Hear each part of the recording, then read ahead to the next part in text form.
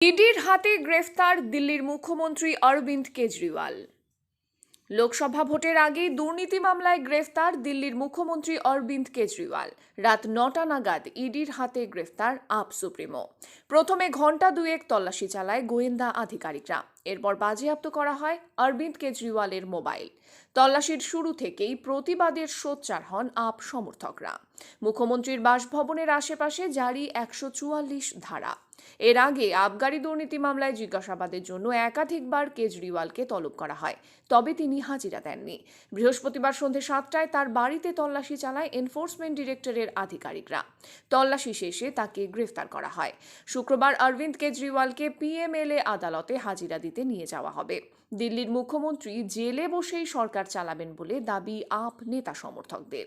এই প্রথম দেশের কোনো মুখ্যমন্ত্রীকে পদে থাকাকালীন গ্রেফতার করা হলো। এরপরই রাজধানীতে প্রতিবাদে উত্তাল হয়েছেন আপ নেতা সমর্থকরা। ইতিমধ্যেই রক্ষা কবচ চেয়ে সুপ্রিম কোর্টের দ্বারস্থ হয়েছেন কেজরিওয়াল। জরুরি ভিত্তিতে মামলা শোনার আর্জিও জানানো হয়। দুই প্রবীণ আপ নেতা মনীষ সিসোদিয়া ও সঞ্জয় সিং আগেই গ্রেফতার হন। তারা তিহার জেলে রয়েছেন। এবার কেজরিওয়ালের মামলায় জল কোন দিকে গড়ায় তা নির্ভর করছে আদালতের রায়ের ওপর।